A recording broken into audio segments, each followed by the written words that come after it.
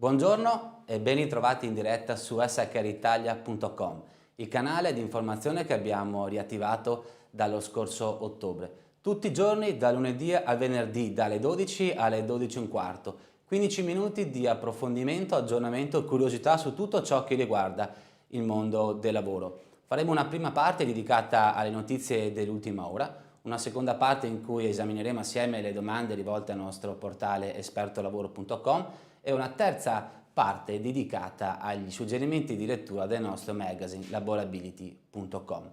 Passiamo alla prima parte con le notizie dell'ultima ora. DPCM in vigore fino al 15 gennaio. È stato emesso nella tarda serata di ieri, è stato pubblicato ieri in Gazzetta Ufficiale il nuovo attesissimo decreto del Presidente del Consiglio. È in vigore dalla mezzanotte di oggi e resterà in vigore fino al 15 gennaio.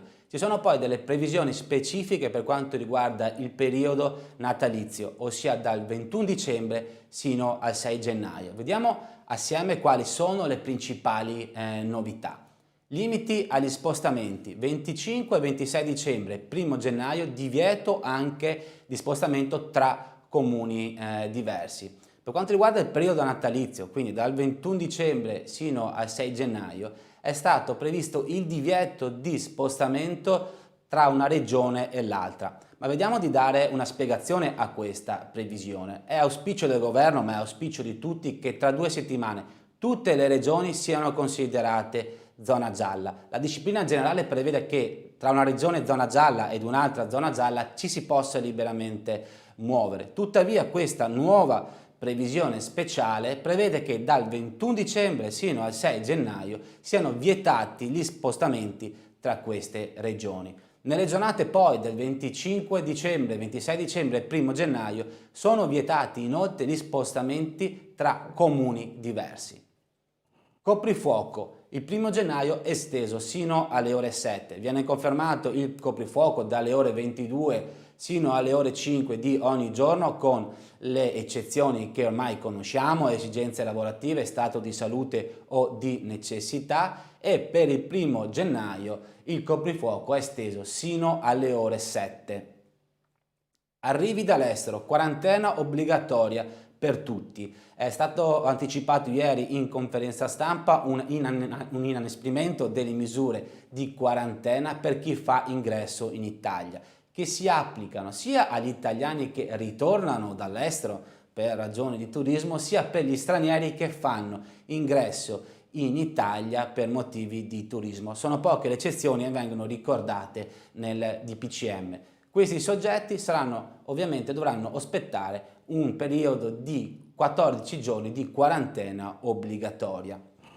Attività commerciali aperti in base alle zone. Il nuovo DPCM si muove sulla linea tracciata dal precedente DPCM, che ha diviso l'Italia nelle zone gialle, arancioni e rosse, e in base alla zona di appartenenza vi sono le relative restrizioni. Quindi è necessario continuare a fare riferimento alla zona di appartenenza per capire quali sono le limitazioni e le restrizioni alle varie attività commerciali.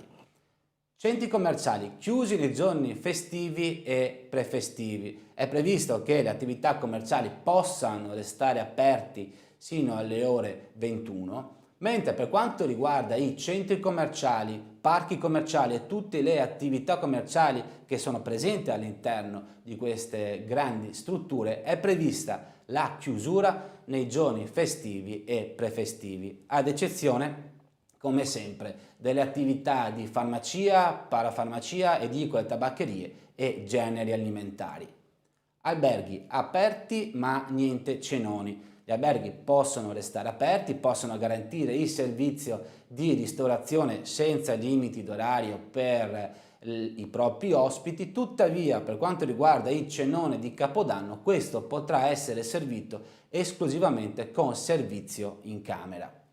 Bar e ristoranti sempre aperti a pranzo anche durante le feste. Questa previsione si rivolge a bar, ristoranti, gelaterie e pasticcerie che non subiscono alcuna chiusura anche durante i giorni festivi, aperti sempre a pranzo e sempre fino alle ore 18. È consentito esclusivamente la consumazione al tavolo, non più di 4 persone se non sono conviventi. È sempre ammessa la vendita da asporto sino alle ore 22 e quella a domicilio. Scuole superiori, dal 7 gennaio si torna in presenza. È questa una novità. Da oggi sino alle vacanze estive continuerà la didattica a distanza per gli studenti delle scuole superiori, mentre dal 7 gennaio l'impegno del governo è quello di garantire almeno la metà delle lezioni in presenza. Università, esami e lauree dal vivo. Anche questa è una novità perché si reintroduce la possibilità per alcuni corsi in cui si accede con un numero limitato di persone di tornare a fare le lezioni dal vivo. Viene reintrodotta nuovamente la possibilità di sostenere gli esami dal vivo e di celebrare dal vivo le sessioni di laurea, sempre nel rispetto dei protocolli e delle linee guida anticontagio. Stagione invernale, impianti chiusi sino al 6 gennaio. È la conferma, se ne è discusso a lungo, ma ora c'è l'ufficialità. Gli impianti sciistici resteranno chiusi sino al 6 gennaio. Quindi l'augurio è che la stagione sciistica di quest'anno possa ripartire dal 7 gennaio, ovviamente anche in questo caso seguendo le linee guida e i protocolli anticontagio. Crociere, divieto di partenza e ingresso. Sono sospese tutte le crociere delle compagnie battenti bandiera italiana con partenza e destinazione di porti italiani. Il divieto si applica inoltre anche alle compagnie battenti bandiera estera che non potranno fare ingresso nemmeno temporaneo nei porti italiani. Nella giornata di ieri è stata pubblicata inoltre la legge di conversione del decreto legge 125 del 2020. Contiene una previsione importante perché lo smart working semplificato è stato prorogato sino al 31 gennaio e comunque sino al termine dello stato di emergenza. È una previsione importante perché in questo modo si permette lo smart working semplificato sino al perdurare dello stato di emergenza che di volta in volta viene deciso dal governo. Ci salutiamo poi con alcune notizie, con qualche pillola di ottimismo. La prima, nuove frontiere. Unilever parte con la settimana 4 su 5. La multinazionale ha annunciato in Nuova Zelanda che sperimenterà la settimana lavorativa di 4 giorni su 5 a stipendio invariato. La prova durerà 12 mesi e se avrà effetti produttivi con un aumento di produttività, l'azienda è disposta a sperimentarlo su tutti i 150.000 propri dipendenti.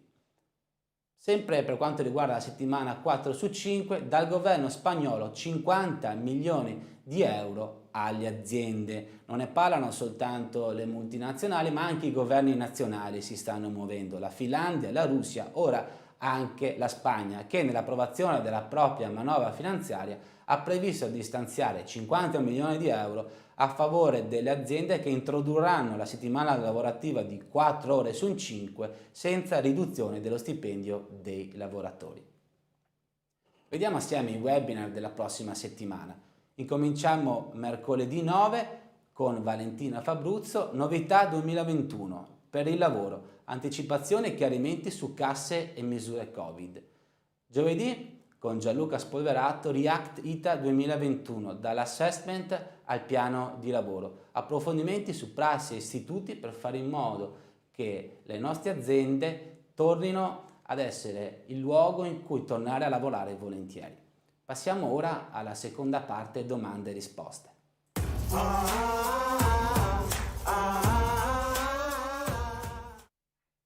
Vediamo la prima domanda. Un ristorante che ha sede in zona gialla, per sospendere versamenti contributivi INPS in scadenza a dicembre, deve aver avuto una riduzione di fatturato? La risposta è la seguente. Il decreto Ristori Quater è preciso sul punto. Per le attività di ristorazione che hanno sede nelle zone arancioni e nelle zone rosse non è previsto alcun calo di fatturato per poter sospendere il pagamento dei contributi in scadenza a dicembre. Invece, per le attività di ristorazione che hanno sede in zona gialla, per sospendere il pagamento dei contributi è necessario un calo di fatturato del 33% tra il fatturato di novembre 2019 e novembre 2020.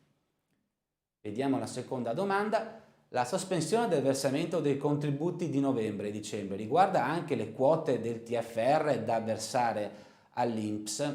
La risposta è la seguente, la si ricava dalla circolare 129/2020 dell'INPS, che ha chiarito come la sospensione contributiva riguardi anche le quote di TFR da versare al fondo di tesoreria.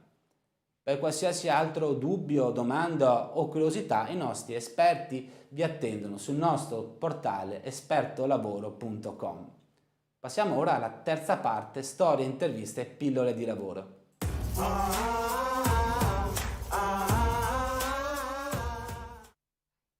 Vi consigliamo oggi questo contributo tratto dal nostro magazine laborability.com. Riorganizzare l'azienda non più in reparti ma in treni, il modello di Contè.it.